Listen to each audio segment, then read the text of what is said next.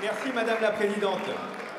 Madame la Première ministre, depuis quelques jours, nous sentons une inquiétude monter chez nos concitoyens. Nous observons deux attitudes. D'une part, les actions portées par le gouvernement pour parer aux difficultés énergétiques.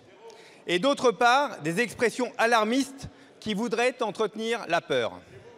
En effet, il y a quelques jours, le gouvernement a donné instruction aux préfets de département de préparer des scénarios de délestage en cas de tension grave sur nos réseaux d'électricité.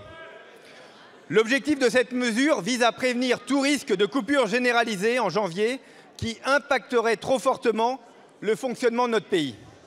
Nos concitoyens, nos entreprises, nos industries effectuent depuis plusieurs jours, depuis plusieurs semaines, des efforts de sobriété pour rationaliser nos consommations d'énergie. Pourtant, dès l'annonce de cette mesure de précaution, certains, parmi ceux qui siègent dans cet hémicycle, se sont acharnés à propager la peur. Il faut le dire et le redire autant que faire se peut. Ces informations sont fausses. Nous savons tous que notre politique de sobriété devrait nous permettre de passer cet hiver sans coupure d'électricité.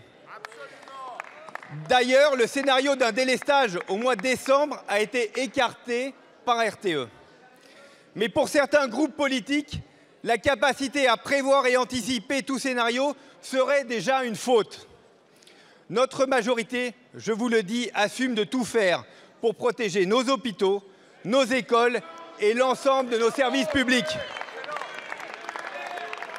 Car les faits sont là. Malgré la guerre en Ukraine qui impacte les systèmes énergétiques de l'ensemble de l'Europe, nous tenons et continuerons à tenir. Aussi, Madame la Première ministre, pour dissiper toute fake news à ce sujet, quelles mesures sont prévues pour ces délestages? Comment votre gouvernement va les anticiper? Je vous remercie. Je vous remercie.